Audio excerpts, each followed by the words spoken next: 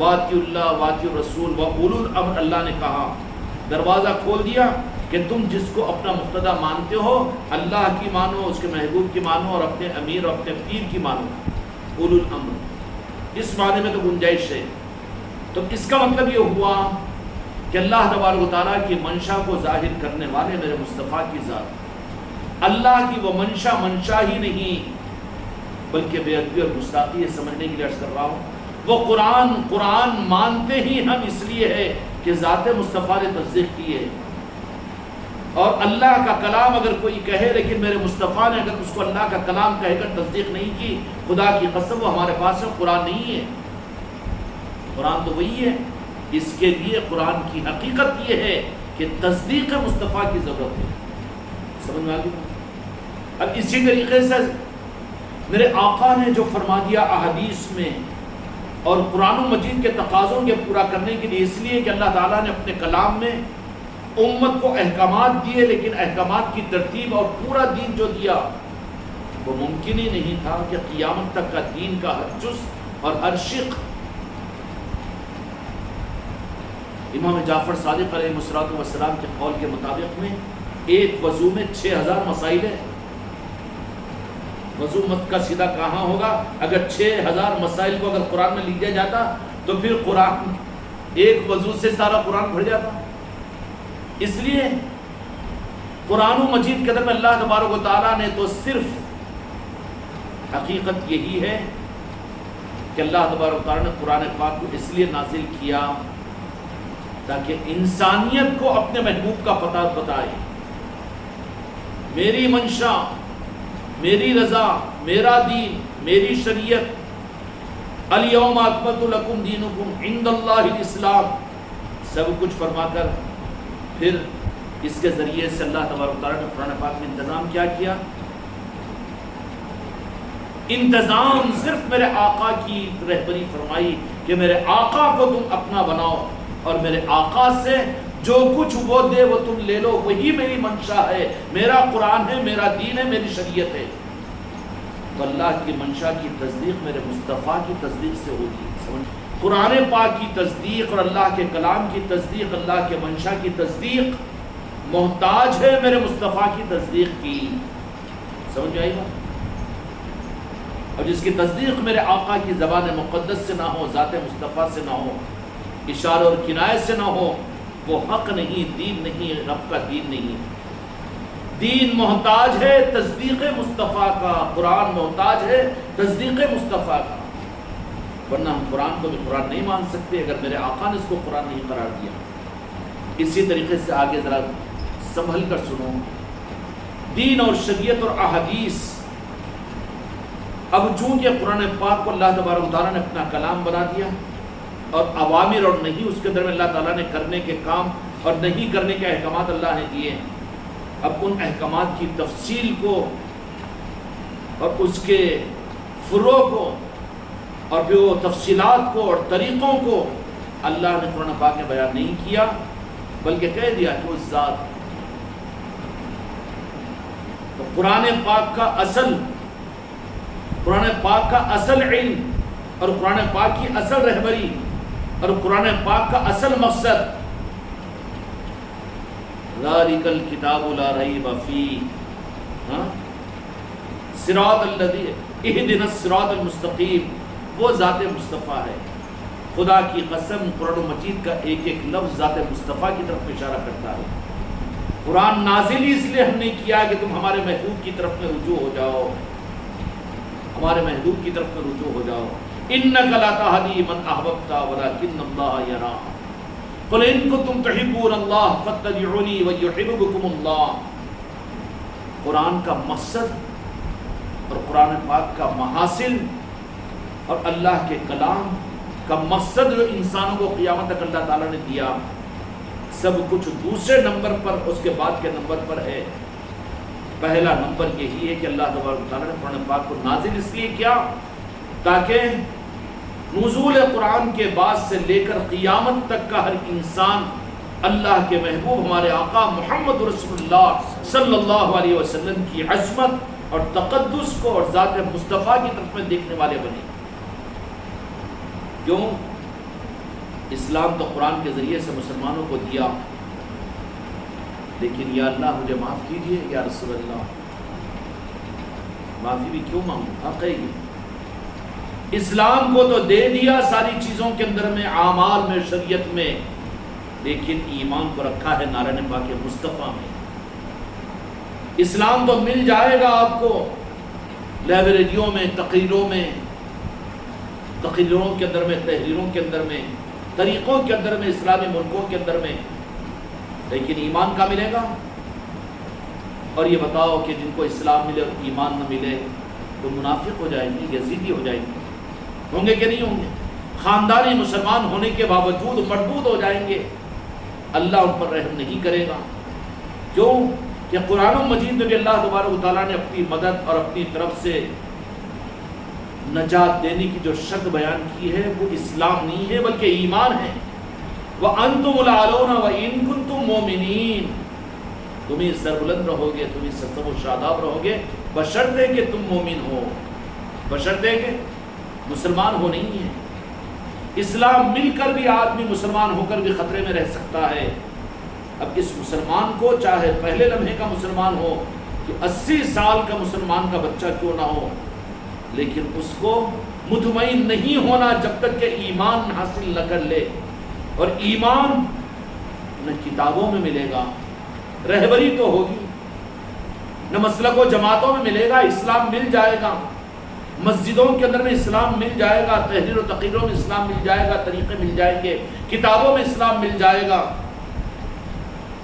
رہبری ہوگی کتابوں سے۔ شریعت کا میں انکار نہیں کر رہا ہوں، ایسے ہی قرآن پاک سے بھی رہبری مل جائے گی، ایمان کا پتہ بتائے گا قرآن، لیکن ایمان قرآن بھی نہیں دے سکے گا۔ کلیجہ پھٹ رہا تو نہیں؟ اور جو شاہد صاحب منڈی نہ کو ہلاؤ، خالی سمجھ میں آیا تو چھلانا منڈی۔ قرآن پاک بھی ایمان نہیں دے سکتا، رہبری کرے گا۔ ایمان تو صرف اللہ نے میرے آقا کے نعرے پاک میں رکھا ہے، سمجھ میں آئی؟ اور جو قرآن رہبری کرے گا کہ ایمان کہاں ہے، ایمان کا پتہ بتائے گا، اسلام پتہ بتائے گا، شریعت پتہ بتائے گی۔ اسلام کے لیے تو ہم ہیں، لیکن ایمان اگر لینا ہے تو ایمان کہاں ملے گا؟ انسانوں کو بھی اور مسلمانوں کو بھی ایمان جو ملے گا خدا کی قسم صرف نعرہ پاک مصطفیٰ میں ملے گا۔ قرآن بھی ایمان نہیں دے سکتا، اسلام بھی ایمان نہیں دے سکتا۔ اللہ تبارک و تعالیٰ بھی بندوں کو اسلام دے گا، ایمان نہیں دے گا۔ جن کو ایمان دینے کا اللہ ارادہ کرے گا ان کو اپنے محبوب کے نعرہ پاک پر بھیجے گا کہ جاؤ اپنے ماتھے کو ٹیکو میرے مصطفیٰ کے نعرہ پاک پر، اس لیے کہ میں نے ایمان کا مالک میرے محبوب کو بنایا۔ اور جنہوں نے پورا اسلام لے کر اور پوری شریعت کی خدمتوں میں اپنی پوری زندگی کو گزار کر میرے آقا کے نعرہ پاک پر نہیں پہنچ سکے، ان کا عجب اور ان کا تکبر، ان کا کبر، ان کا علم اور ان کا عمل ان کی کمر کو ذرا اکڑوا دیا، جھکنے کے قابل نہیں رہے، جھکنے کے قابل نہیں رہے، تو اللہ تبارک و تعالیٰ نے بڑی آسانی کے ساتھ مسکے میں سے بال کی طرح سے بخاری شریف کی حدیث کے مطابق میں کہ اس عالم کو بھی، اس سخی کو بھی، اس شہید کو بھی نکال کر مسکے میں کے بال کی طرح سے جہنم میں پہنچا دے گا۔ کیوں؟ مسلمان تھے اور عمل کرنے والے تھے، عمل ان کے پاس میں تھا، لیکن ایمان تو وہ نعرہ پاک مصطفیٰ میں تھا، وہاں نہیں پہنچے، وہاں سے وہ حاصل نہیں کیا۔ اور شریعت کی زبان میں سمجھنے کے لیے آپ عادل آباد کی مسجد انوار مصطفیٰ کے اندر بھی نماز اگر پڑھو، مغرب کی پڑھے ہوں گے، عشاء بھی پڑھیں گے نا، تو پھر کس رخ پر رخ کو کر کے پڑھیں گے؟ کعبے کی طرف میں۔ کعبہ بنایا اللہ تعالیٰ نے، اب بنا دیا ہے، اب یہ کہہ دیں کہ اللہ تبارک و تعالیٰ تو یہ کہتا ہے کہ میں ذرے ذرے میں ہوں، میں حاضر و ناظر ہوں، ہر جگہ ہوں، تو کوئی آدمی ہر جگہ ہے نا، اللہ تعالیٰ تیرا خود اعلان ہے تو ذرے ذرے میں ہے نا۔ اس کے لیے بہت عقیدت اور عظمتوں کے ساتھ میں، عظمت اور عقیدتوں کے ساتھ کعبے کی دھول لا کر، زمزم کا پانی لے کر، امام حرم سے بدوا کر ایک بہترین بت تیار کر دیے۔ معلوم ہے تم کو کعبے کی گرد ہے، گستاخی نہیں کر رہا ہوں، زمزم کا پانی ہے، امام حرم نے بنایا اور پیر صاحب نے اٹھایا اور لا کے رکھے، اور لا کر رکھنے کے بعد میں اب کہو کہ اتنی عظمتیں اور برکتیں رب کی نسبتوں کس کو ملی ہوئی ہے؟ وہی کعبہ کیوں؟ جبکہ اللہ تو ذرے ذرے میں ہے، تو پھر اس کعبے کی دھول میں کیوں نہیں ہے؟ لہٰذا رخ کو پلٹا کر رکھے اور اس کی طرف میں رخ کریں۔ اتنی عظیم نسبتیں ملی ہوئی ہے، لیکن نہیں، اللہ نے یہ مقرر کر دیا ہے، مقرر کہ قیامت تک کے لیے بھی جس کو میری توجہات کا مرکز میں نے اپنے کعبے کو بنایا ہوں، اب جن کو بھی نماز پڑھنا ہے، چاہے وہ انبیاء ہو، حتیٰ کہ صورتاً میرے آقا نے آپ کے ارادے پر رخ کو بدلایا ہے بیت المقدس سے کعبۃ اللہ کی طرف میں، یہ ہے میرے آقا کی عظمتوں کا اظہار ہم نے فرما دیا۔ اچھا، جب کعبے کو اللہ تبارک و تعالیٰ نے جب میرے آقا کے ارادے پر، چاہت کے اوپر کعبہ بنانے کا ارادہ تھا، تو پھر بیت المقدس کو رکھا کیوں؟ بیت المقدس کی طرف میں رخ کروا کر اللہ تبارک و تعالیٰ نے اور نبیوں کو جو نماز پڑھوایا تھا، اس کی وجہ بھی میرے آقا کی عظمت تھی کہ تمام نبیوں نے تو بیت المقدس کی طرف میں رخ کر کے نماز پڑھا، لیکن میرا محبوب ایک ایسا آئے گا کہ تمہاری نمازوں کی قبولیت تو ادھر کی ہوگی، لیکن میرے محبوب کی چاہت ہوگی، ان کے دل کا رخ جب کعبے کی طرف میں ہوگا تو میں اپنے کعبے کو بھی بدل دوں گا۔ کعبے کا کعبہ میرے محبوب کی ذات ہے، کیا کہ نہیں کیا؟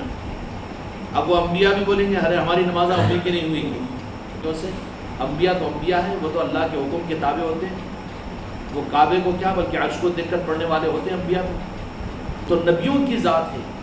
تمام اولیاء مل کر ایک ادنا نبی کے مقام تک نہیں پہنچ سکتے، مقام پر وہ تو اپنی جگہ طے شدہ ہے، لیکن اللہ تبارک و تعالیٰ اپنے چہیتے اور اپنے دیوانوں کو بھی یہ تصرفات عطا فرما دیتا ہے کہ جدھر کو مولا ادھر کو شاہد اولا۔ یہ ہمارے حضرت دادا گنج رحمت رضوان بھی مسجد بنائے، حسد میں آگے مسجد بنا دی انہوں، کیونکہ اللہ تعالیٰ دنیا کے اعتبار سے بہت نوازا تھا ان کے گھوڑوں کی زینے جو تھی نا وہ چاندی اور سونے کی رہتی تھی، تو بیچارے اہل شریعت کے لوگوں کو ذرا یہ تو انہوں نے ایک مسجد بنا دی، تو اب آپس میں مل کر کہا کہ چلو کچھ تو گنجائش نکالو کہ کسی طرح سے اللہ والوں کو مجروح کرنا ہے، کہیں تو ملا کے اب پورے نظام کو ٹیڑھا قرار دینے کے چکر میں رہتے ہیں، وہ ذرے کو رکھ کر پورے نظام کو مجروح کرنے کی سازش یہ شروع سے اولیاء کے نظاموں کے ساتھ میں چلی ہے۔ تو مسجد بنائی تو سازش کی انہوں نے، ہم کو نہیں بلایا نا مسجد کی بنیاد رکھنے میں، اب ایک اٹکل چھوڑ دو، کیا کہ مسجد کے کعبے کا رخ صحیح نہیں ہے، تو بیچارے یہ کون ہے؟ فرقہ اعتراضیہ کے لوگ ہیں۔ فرقہ اعتراضیہ کی نحوست یہ ہے کہ ساری اچھائیوں کے اندر میں اس کو کوئی کمی ہی کے اوپر اس کی نظر جاتی ہے۔ فرقہ اعتراضیہ، اللہ تعالیٰ اس نفاق سے بھی حفاظت فرمائے، ساری خوبیاں اچھے ہی نظر نہیں آتی، کبھی غلطی سے بھی اچھائیوں کا تذکرہ اس کی زبان پر نہیں آئے گا، لیکن وہ صرف یہ دیکھتا رہے گا کہ کیا کمی ہے، ارے یہ نہیں ہونا، ایسا کیوں ہوا؟ وہ فرقہ اعتراضیہ ہے بیچارہ، ان کے لیے ہدایت کی دعا کرنا، کیونکہ ان کی فطرت ہے، وہ اتنا کوشش کر لو کہ ان کی عزت کیوں کرتے، ان کی تعظیم کیوں، ان کی قدم بوسی کیوں، اور ان کے سامنے کیوں اتنے مؤدب رہتے ہیں، کیوں کرتے ہیں، اس کے بجائے ان کے اندر میں تو یہ نقائص ہے، ان کے اندر میں تو یہ نقائص ہے، وہ رافضی ہو گئے، وہ شیعہ ہو گئے، وہ گمراہ ہو گئے، وہ جاہل ہے اور وہ گمراہ کر دے رہے، نوجوان بچوں کو بہکا دے رہے، وہ کہتے رہیں گے، لیکن کون کہ اللہ کا قانون ہے یہ، من تواضع للہ رفعہ اللہ، جو تواضع اختیار کرتا ہے، جھک کر رہتا ہے، اللہ تبارک و تعالیٰ اس کو عزتیں ہی عطا کرتا ہے، بلندیاں ہی عطا کرتا ہے، پھر اور اس کا خون جل جل کر اور کالا ہوتا جائے گا، گورا چمڑا جا کر کالا ہوتا چلا جائے گا، پریشانیاں بیٹھتی، کیوں کہ میں جتنا ذلیل کرنا چاہ رہا ہوں اور جتنی خامیوں کو بیان کر کر کے اس کی عظمت کو اور اس کی عزت کو ختم کرنا چاہ رہا ہوں، لیکن یہ ہے کہ اور زیادہ اس کی عزت دنیا میں عروج پا رہی ہے اور آگے بڑھ رہا ہے، کیا ہو رہا ہے؟ آگے بڑھ رہا ہے، اب وہ پریشان ہوگا، قوت وہ کون ہے؟ وہ فرقہ اعتراضیہ والا ہے. اور یہ مرض تمہارے میرے اندر ہی پیدا ہو سکتا ہے. یہ چیز تواضع نہ ہونے کی وجہ سے کبر پیدا کر دیتی ہے، اور کبر متکبر آدمی ایسا بن جاتا ہے کہ پھر تکبر کی وجہ سے ہر جگہ اپنی ہی گردن کو اونچا محسوس کرنے کی کوشش کرتا ہے. جب کہیں پر جا کر دیکھتا ہے دوسروں کی عزت اور توقیر کو اور تعظیم کو، تو وہاں اس کو حسد پیدا ہو، انگار لگ جاتی ہے اندر کے اندر میں، اور وہ خود اپنی آگ میں جلنا شروع کر دیتا ہے. کیوں؟ کہ میری تعظیم اتنی نہیں ہوتی، میری توقیر میں نہیں ہوتی، میری اتنی نہیں سن رہے، میری اتنی نہیں مان رہے، وہاں کچھ بھی نہیں ہے، لیکن پھر یہ کیوں ہو رہا ہے؟ اندر کی آگ اندر کو جلانا شروع کر دیتی ہے اس کو.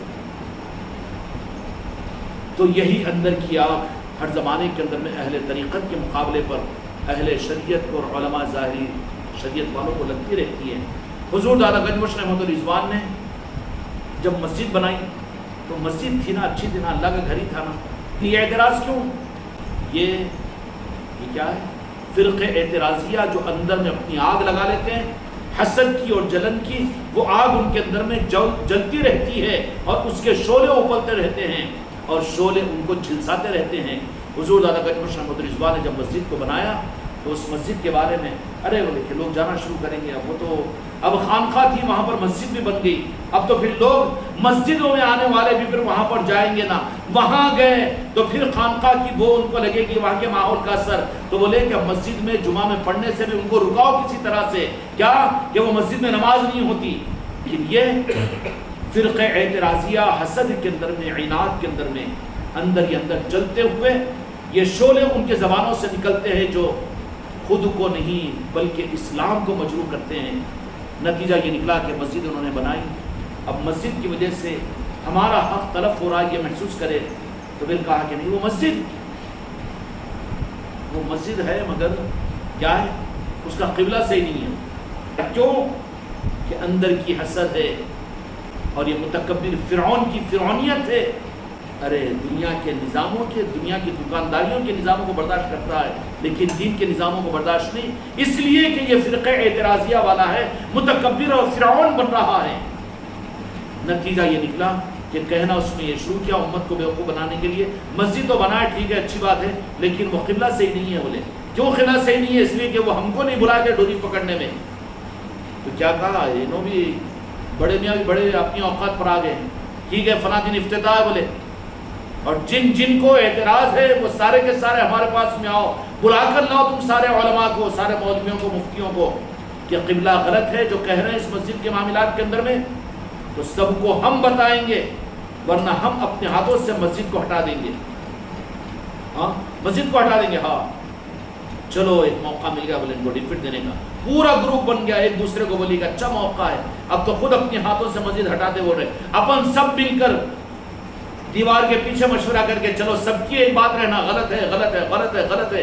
کیوں غلط ہے؟ تحقیق بھی کیا تو سب کی غلط میں، تو اگر غلط کہہ دے رہا ہے تو حدیث میں آتا ہے کہ کسی جھوٹے کے جھوٹے ہونے کے لیے کافی ہے کہ کوئی بات سنے اور اسی کو نقل کر دے. مسجد میں کھڑے ہو کر ممبر کے پاس وہ جھوٹ بول رہا ہے، جھوٹوں میں نہیں بلکہ بڑا جھوٹا ہے. تو بڑا جھوٹا ہے جو دکانوں پر جھوٹ بولے، بازار میں بیل کے بازار میں دلال جھوٹ بولے، اس سے بڑا جھوٹا ہے. تو اگر مسجد کے ممبر پر جھوٹ کہہ رہا ہے تو بولے کہ چلو دیوار کے پیچھے کھڑے ہو کر سب ایک ہی بات میں بولیں کہ ہاں مسجد کا رخ صحیح نہیں ہے، کعبے کی طرف میں نہیں ہے. اب بڑے میں ابھی آگے اپنی اوقات بولے کہ اگر ثابت ہو جائے تو وہ اپنے ہاتھوں سے مسجد کو ہٹا دیں گے. ہاں چلو بولے اچھا موقع ہے، سب مل کر ایک ہی بات بولیں گے. بولے کچھ بھی نہیں، برادری جلدی جمع ہو جاتی نا. ہاں ایک آواز کے اوپر ہزاروں آدمی کو جمع کر لیتے، بیچاروں کیا معلوم عوام کو. ارے مولانا بول دیے، مفتی صاحب بول دیے، جے جے جے جے جے جے، ٹھیک ہے آگے. تو کہا کہ جو علماء اور مفتیان اکرام کو اس مسجد کے رخ کے بارے میں شک ہے وہ لوگ سامنے آ جاؤ. مست آگے. اب کیا ہوا کہ بولے کہ سارے جن کو اعتراض ہے سامنے آ جاؤ، پہلی صف میں دوسری صف میں پورے معترضین جمع ہو گئے. کہا کہ میں جیسے ہی تکبیر کا ہاتھ اٹھاؤں تو اس وقت میں آپ لوگ تکبیر کا ہاتھ اٹھاتے ہوئے آنکھ بند کرنا، اور پھر اس وقت میں آنکھ بند کر کے کعبے کی طرف میں تصور کرنا، اور پھر نماز کو پوری کرنے کے بعد پھر فیصلہ کرنا. بولے کہ آؤ مسجد کے باہر جھوٹ بولے تو مسجد میں جھوٹ بولنا کیا مشکل ہوتا ہے؟ باہر قسم کھانے والا یہاں بھی ذرا کم قسم کھا لیتا نا جی. جھوٹ بولنے والا اگر عادی ہو گیا تو دکان پہ نہیں، مکان پہ نہیں، بیوی بچوں کے ساتھ میں نہیں، پیر کے ساتھ بھی تو جھوٹ بول دیتا نا. جھوٹ رف بول کے سچ وہ تو رک کے آتی، جھوٹ بولتا فوراً نکل جاتی. نکل گئی، نہیں بولنا تھا اور بول دیا بولیے. بعد میں احساس ہوتا اس کو.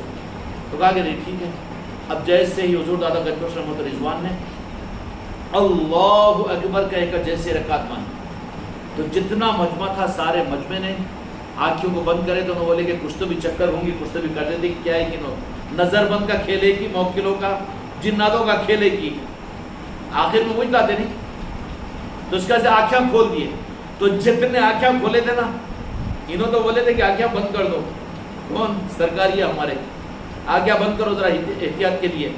آنکھیں کھول دی انہوں. کیوں کہ نظر بند کرے تو کچھ تو بھی جادو پڑھ کے پھونکتے کیا ہے کہ اس لیے خاص طور پہ آنکھیں کھول کے رکھیں گے. اور جو شاہد صاحب ہمارے شاہد صاحب بھی کرتے ویسا ذرا ایسا نہ بولو تو خاص طور پر ایسا کرتے کیا ہی نہیں دیکھیں گے بول کے. آنکھیں کھول کے دیکھے، کھول کے دیکھے تو کھول کے دیکھنے والوں نے دیکھا کہ وہ جو نہیں کھولے تابعداری کرے تو ان کو تو تصور کعبہ تھا، لیکن جنہوں نے بدماشی کے لیے آنکھوں کو کھولا تو انہوں نے قسمیں کھا کر کہا کہ ہم نے اپنی نظروں کے سامنے کعبۃ اللہ کو اپنی نظروں سے دیکھا ہے. سلام پھیرے اس کا نے کہا کہ کس کو شک ہے؟ تو پیچھے والے تو کہا کہ نہیں حضرت ہم کو تو شک نہیں ہے سر. اب یہ لوگ خاموش بیٹھے ہوئے مکارہ رہتے نا جی. سچی بات سامنے آئی تو جلدی قبولتے نہیں کیونکہ خود جھوٹے ہوتے. تو بولے کہ کہو کیا کہہ رہے ہو؟ تو ان میں سے ایک دو تین ایمان کی بات تو یہ ہے کہ ہم نے اپنی نظروں سے کعبے کو اس طرف میں دیکھا ہے جدھر کو آپ کی مسجد کا رخ ہے. تصدیق ہوگی؟ تو بولا کہ آنکھوں سے دیکھا تم نے؟ بولے کہ ہم چشمدید گواہ ہے کہ آنکھوں سے دیکھا.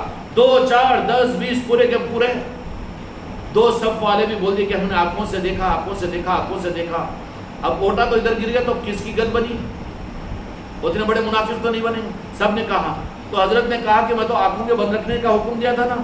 تو بولے کہ وہی دیکھنے کے واسطے ہم آنکھوں کو بند کر کے کچھ تو پڑھ کے پھونکتے ہوں گے نا. تو کہا کہ تم کو تو آنکھوں کے بند. تو بولے کہ آنکھوں کو بند کر کے کیا کر رہے تھے؟ اس واسطے ہم آنکھوں کو کھول کے دیکھیں. تو کھول کر بھی دیکھے کہ نہیں دیکھے؟ اگر میں سب کو اگر یہ بول دیتا کہ آنکھیں بند نہ کرو تو تم لوگ تو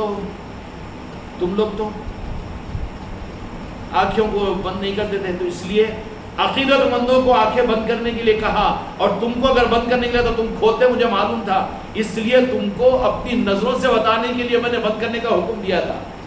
اللہ والے بھی اس بات سے ان کے ساتھ میں نہیں چالاکی کرنا نہیں.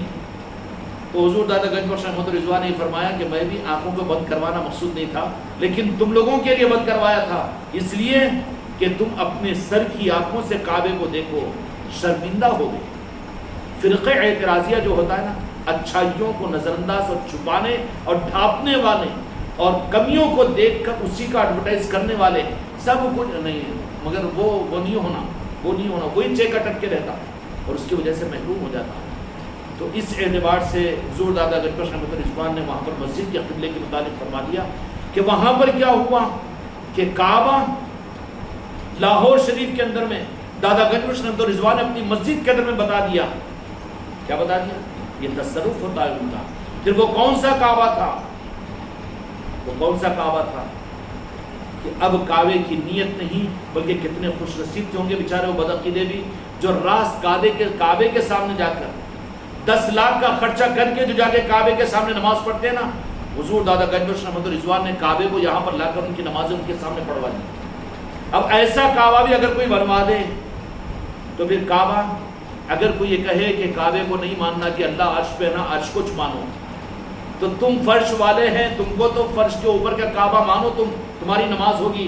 عرش والے جو ہیں وہ ان کو چھوڑ دو، وہ عرش کے کعبے پر بھی پہنچتے ہیں، وہاں پر کعبے پر بھی بیت المعمور میں بھی نماز پڑھتے ہیں. اولیاء اکرام اولیاء کی نمازیں تو بیت المعمور میں بھی ہوتی ہیں جو اس کعبے کی اصل ہے، فرشتوں کا کعبہ ہے. اولیاء کی نمازیں ان کی نوازشیں ہیں، جن کو چاہتے ہیں وہ نواز دیتے ہیں. بعض ایسے ہوتے ہیں کہ جن کو اللہ تبارک و تعالیٰ اپنی قربت عطا فرما دیتا ہے، جن پر نوازشیں ہو جاتی ہیں تو پھر وہ کعبے میں بھی جا کر ایک لمحے کے اندر میں نماز پڑھ سکتے ہیں. اور کعبے کی بات کیا ہے؟ اے فرش مکی اگر وہ عرش والے ہیں تو اللہ تبارک و تعالیٰ ان کو بیت المعمور کے اوپر پہنچنے کا موقع بھی دیتا ہے اور بیت المعمور کے سامنے بھی. اور حقیقت میں اولیاء اہل شریعت کا کعبہ بیت اللہ ہے، مکے میں ہے، لیکن اہل اللہ کا کعبہ بیت المعمور ہے. کیا ہے؟ بیت المعمور ہے. اولیاء کی نمازوں کا کعبہ تو وہ ہوتا ہے. اس لیے الصلاۃ معراج المومنین کہا گیا کہ نماز ان کی آسمانوں کے سفر کی ہوتی ہے. یہ اولیاء کے بارے میں ہے اور ایمان والوں کے لیے ہے.